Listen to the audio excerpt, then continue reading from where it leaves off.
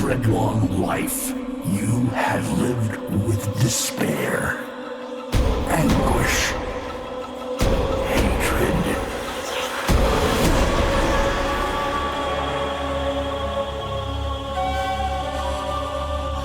But none of these compare to your guilt.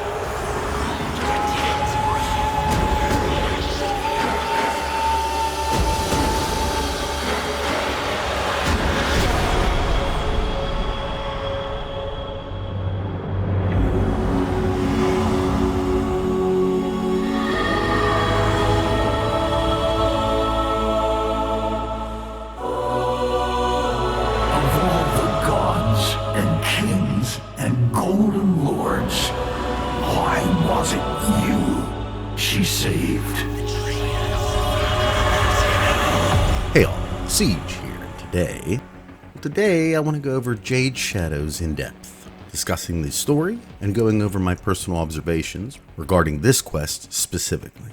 I know many were in the same position as I was in the lead up, hoping for some significant information on the Stalker, his definitive past, and of course, who Jade actually was, and was to him. And while the quest lacked a bit in terms of quantity of new lore, the information we did get was probably the most substantial development to date in an overall narrative that it's just one of the most interesting overarching stories in all of gaming right now. Maybe I'm a bit biased, but the implication of the events that transpired during this quest in particular answer one of the most burning questions I've been pondering for a while. Realistically, how can the Tenno contend with the Man in the Wall legitimately, especially given that he is the one portrayed to have given us our power in the first place? And with that thinking could very well take it back, or if nothing else, alter it to a point where it may even be completely ineffective in an actual battle. After all, in our only true encounter, it was not force that was able to overcome him, rather love. And I'm not sure that option will always be on the table, given his patience with the Tenno does seem to be waning. You should have left well enough alone, kiddo. It'll never get better if you keep on picking at it. Well, Jade Shadows may have given us our answer. But first, the story itself. Initially, during Hunhow's cryptic prologue alluding even further towards the Stalker's supposed failure, we are offered a brief glimpse into a confrontation between Excaliburs, if you will, with one of them potentially even the same one from the Awakening quest, standing over a yielding Stalker in a victorious stance, with only what appears to be Jade's intervention in the way of his total defeat. Was he to be put to death? It's impossible to know, but her actions appear to imply as much. Moving to the present and following the events of the New War, when factions from all over the Origin system were compelled, in some cases forcefully, to put differences, propaganda, and fear aside in an attempt to overthrow the institutionalized rule of Ballas and the Narmer Collective by extension, many in the system were left without purpose or direction, even being forced to reevaluate their place in the New World. In the depths of Uranus, and it is deep, make no mistake about that. Two in particular, that of Hunhow and the Stalker, are contemplating that very thing, with differing mindsets on the matter. The dialogue presented in the lead up to Jade Shadows, in the Reaper's Lament, provided us with a look behind the curtain, if you will, regarding how each were spending eternity, with Hunhow imploring the Stalker to possibly reconsider his old positions. For a number of reasons, actually. It does seem tiresome. One monster to buckle against the weight of battalions. Little wonder you would seek allies, friends, confidants, family. It has ever been their greatest strength and your deepest shame. Insults. A peek into your mind. Glass may be easier to pierce, but meat is simple enough to read. You know what must be done, but still fear your own weakness more than the outcome. You fear that you've taken too long, that your hesitation has already destroyed reflections. Yes, I suppose I know better than most what it's like to miss one's chance to repair broken bonds. All the more reason you should heed me. It is not too late. Leave me. I can slip the wounds of our old war no more than you. Yet you alone can choose to drag your brooding tegument elsewhere. Let us dispense with veils, my shadow. You want me here to lament at your ear like some tripping conscience. You want to hear the truth. I am enough. You saw a flicker of their filth in yourself once, if only for an instant. Now I see it in your words. You know that you have run the gambit and come up short. No matter which way the tides drift, the only options left to you will bring a target upon your back. Let them come. They will, my shadow. I only hope you're prepared. Your actions have consequences. He explains that not only is he losing allies in the process, his actions have the consequence of leaving him a target to both sides, with the sentients most certainly looking for some form of retribution for his part in the perceived death of Era, as well as the other Archons, and the Tenno by circumstance of his continued assault against them, invariably bringing their kind to his door at some point, looking to end his crusade and their conflict permanently. And in this passage, he makes the very valid argument of what exactly was the Stalker still honoring regarding a society that, by all rights, died in entirety centuries ago, especially one as deprived and elitist as the Orkins. Why hold on to this hate? And further, another reason of significance has forced its way into the conversation. The existence of a Warframe once close to the Stalker, one herself now close to death, just so happened to have found her way to the great sentient warlord. Something he has taken to contemplating the reason for, and maybe more importantly purpose of, such an odd occurrence. Another of their number flows past my sodden grave. Did you see her, my shadow? Of course you did. So, unlike your perfunctory skulking, she rises resplendent, full of brazen, fragrant life. In my own lost vibrancy, oh, how I would have reveled in snuffing out her playful joy. Unfortunately, something beat me to the task, delivering only a wounded husk into my grasp. I grow sentimental in my rot. Else, I've been down here long enough to find kinship with my fellow Jetsam. Instead of final death, I offered her the insult of rescue, a world shaper's breath adapting her shape to better survive our shared prison. And still, her spirit did not break, my shadow. So what happens next? Her condition has allowed him to understand a thing that our Stalker is just not ready to accept.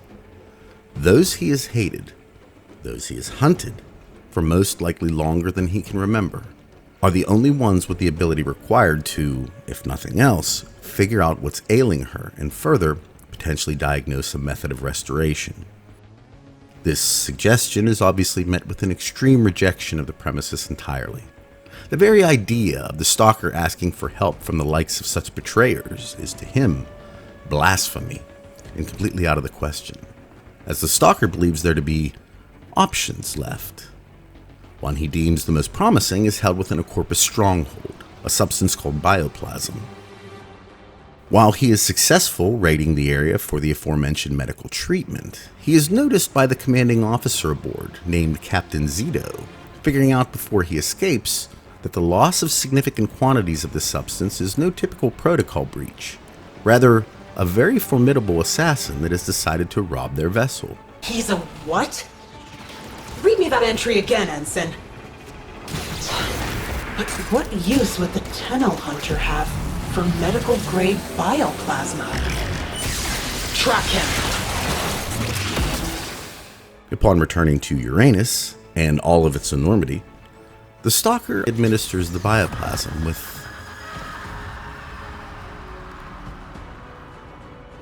very little effect. You see? Futile. Only one can help her now. Tenno. Beard the beast in its den. You know the path of old. The realization of what he has to do now staring him in the face, he heads to his Lisette, but is met by a cadre of Corpus intruders. Ones he dispatches all too quickly before making a familiar journey one more time.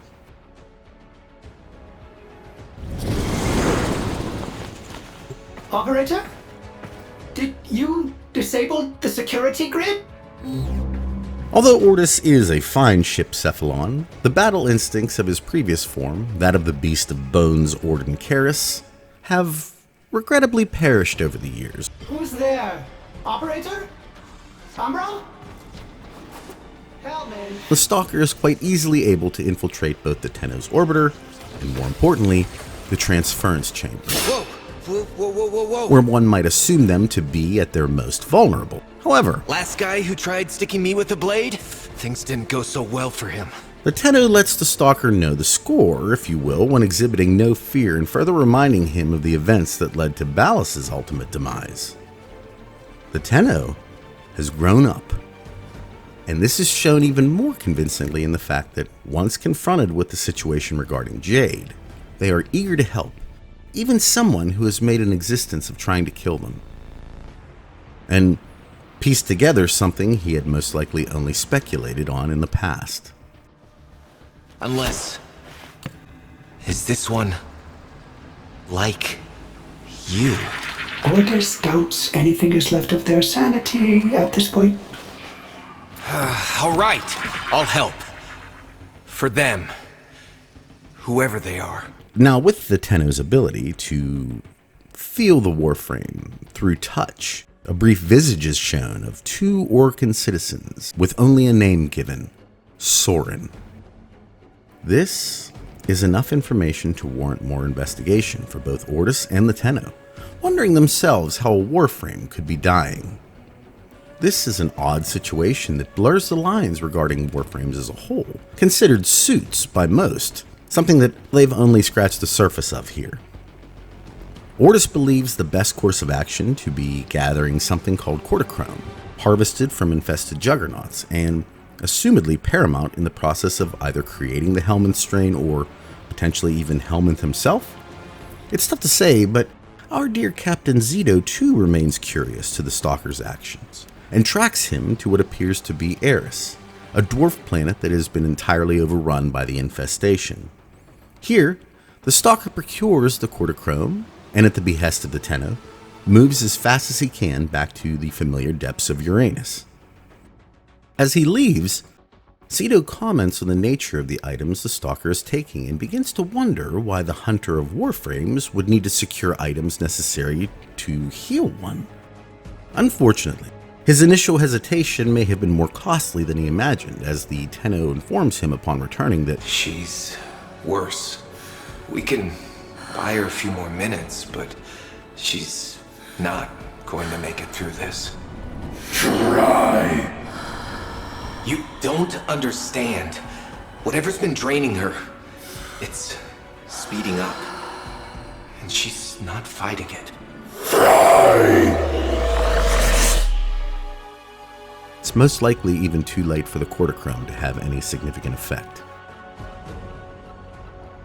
Understanding his pain and generally wanting to help, the Tenno transfers into the husk of Jade and is confronted by a revelation of magnanimous proportions. The Warframe is being drained and is in turn dying due to a life inside her. Jade.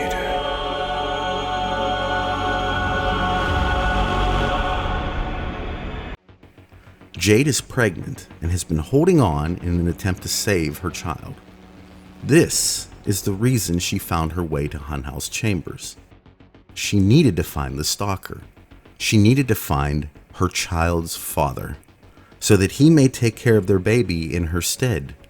And with the Tenno's help, he is able to manipulate the child's heartbeat in a manner that appears to finalize the process of passing her essence into both the child and, by extension, the Stalker as well. Something that occurs just in time, as Zito's group has located his exact position and has dispatched units to kill him and get whatever it is he's protecting. But a father's love is unconquerable, and he ascends the tower with ease, his newborn son wrapped lovingly in his embrace as he moves to leave Uranus and its sheer enormity. With his ship finally in sight, he is met with the last stand of Corpus who fire unrelentingly upon his frame, his hate scythe imbued with the protective power of his former lover, spinning in a chorus of deflected gunfire, only to falter and fall to one knee, his own power beginning to wane, when... All crews, cease fire! Cease fire! Stop firing! A baby's cry is heard, and Zito immediately orders a ceasefire. She cannot condone the potential murder of a child, most likely not realizing it's a Warframe, and lets he and the baby safely board their ship. An uncharacteristically human decision for a Corpus sister, one that will most likely carry with it consequences of its own in the very near future. Nonetheless, the Stalker takes this opportunity to head back to Lua, most likely choosing his one-time home as the place by which he will house and raise his newly born child. As he moves across the crumbling ruins of the once vaunted towers of the Orokin capital, memories of the Stalkers, or Soren's past, are heard. Memories regarding what would appear to be a forbidden love between Soren and Jade. But the Legums, if the Lords found out... With this pregnancy highly at odds with the caste privileges they are allowed to have, or potentially even more disturbing, that being low guardians may have prohibited them from engaging in romantic relationships at all, with their abstinence allowing for complete loyalty to the Orokin. Once any of these warriors would have a child of their own, it would become an obstacle in their ability to serve the Orokin, and that simply will not do, leading to Jade being turned into a Warframe while pregnant with Soren's offspring. But now, here he stands with new purpose. Fatherhood, to protect his child and what remains of the spirit of Jade.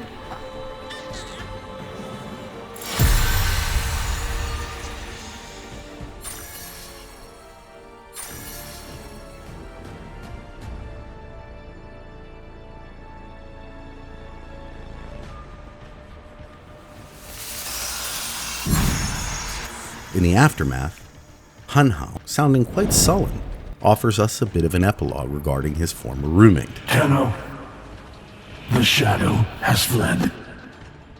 His lair is silent and empty. He will not return.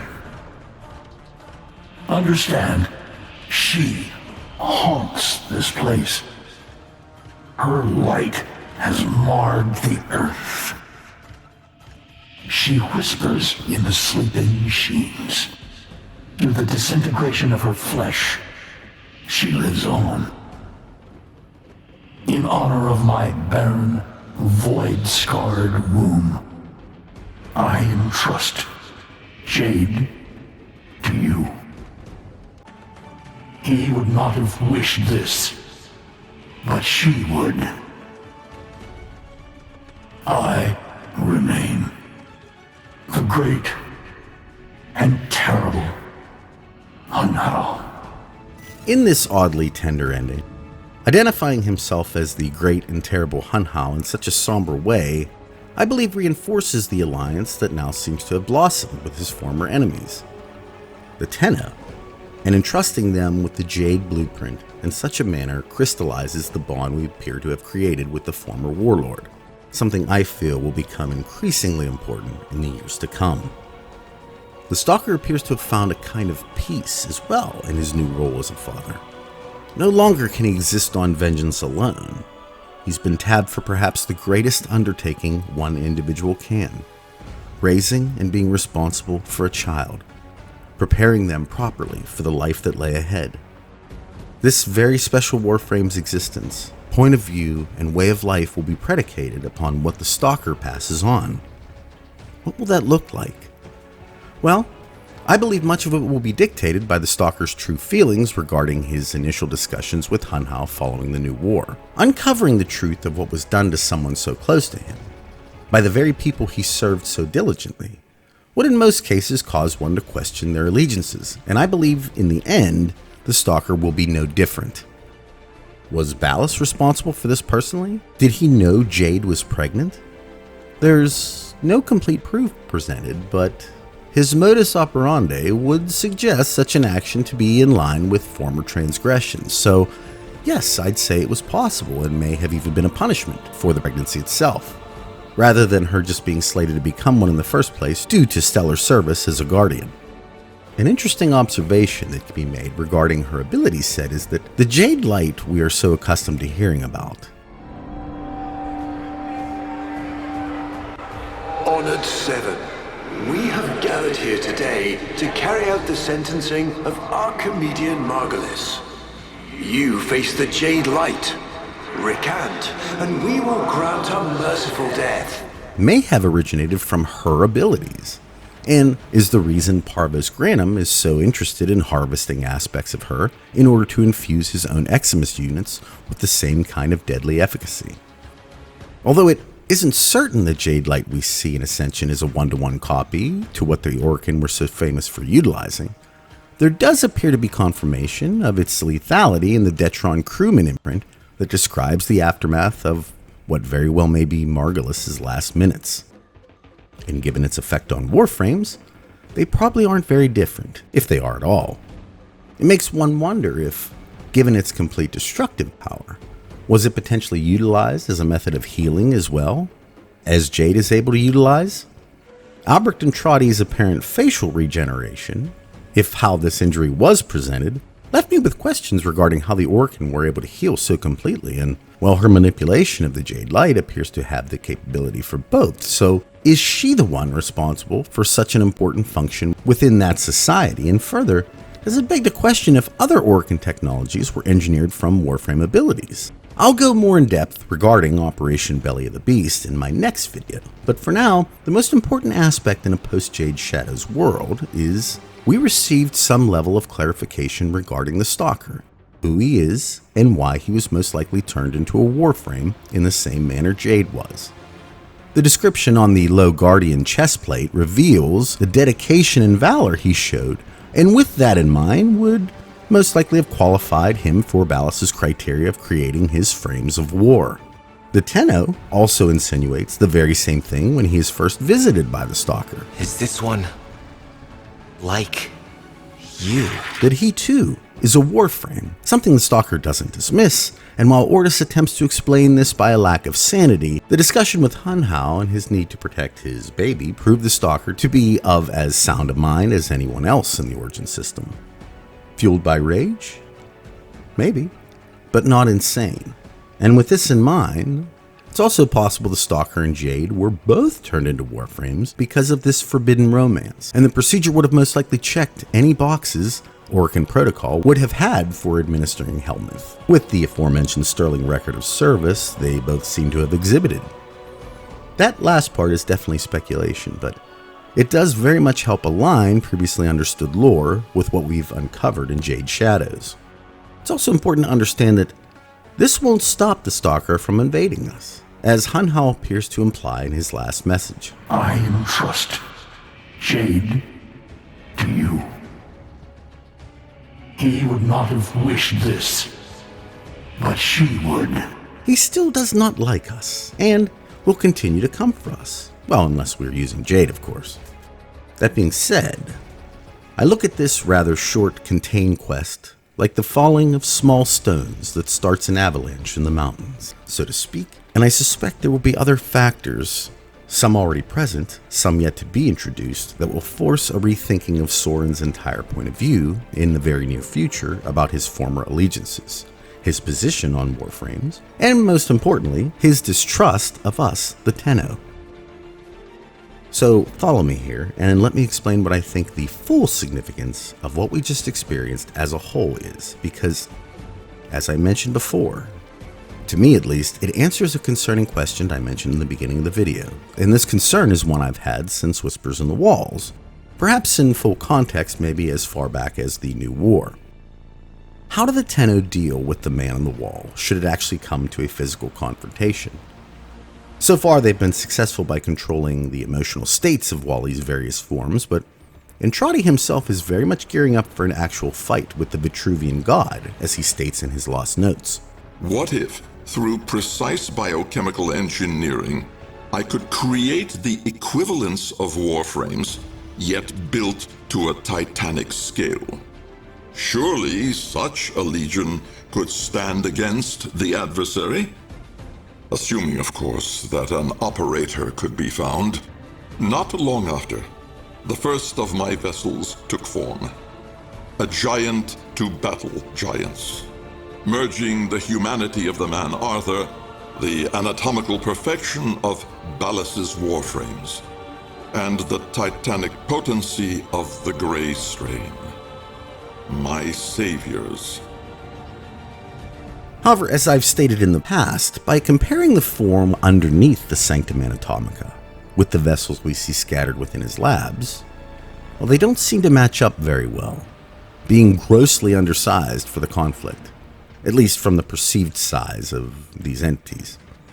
Also, the operator reports found within the Sanctum Anatomica make no mention of a potential pregnant Warframe, so it's most likely not a piece of information Enormity was ever made aware of, and thus a new entity, one potentially with powers and abilities, seemingly without the Indifference's influence in any way, has been born. Consider that this baby most likely has the capacity to also grow as a Warframe, something we've never seen before. Their gifts may become stronger than any frame recorded within the Origin system, and further, what would the introduction of Albric's Grey Strain? It was Lloyd who pointed out the singular attributes of the Grey Strain, how it stimulates growth to monstrous dimensions. Upon this child do? Well, it could create a towering Warframe of unrivaled power and size, one that the Tenno themselves might operate during that apocalyptic encounter. Or, perhaps using the technology already made available in Enormity's labs, we might be able to make a vessel, or vessels, using samples of the Jade Child, creating our own, born of all the powers and abilities of this miracle being. Imagine that. The power of the vessel frame matched with the fully unleashed Tenno, the only one suitable to confront the very essence of an entire dimension gone rogue with sentience. And while this may seem like an impossible task now, given the feeling Stalker still harbors for us, consider that it's likely Captain Zito of the Corpus Sisterhood may very well have lived her last days, if nothing else, as a captain of the Corpus. Her willingly allowing the Stalker to leave will not go unpunished by their likes, as they very much warned beforehand. He's coming up. Get security in position. Do not screw this up for me. The Sisterhood doesn't give second chances. Candidate, Brother Parvos is watching. Once it becomes known of what was allowed to slip away, a Warframe baby, Parvos Granum will have even less sympathy for the matter given his desire for rare Orokin artifacts, and will most likely hunt the Stalker and child forever. The Stalker will never be safe, and I suspect if they learn of his whereabouts on the moon, will never be left alone, with the Corpus stopping at nothing to take that child from him.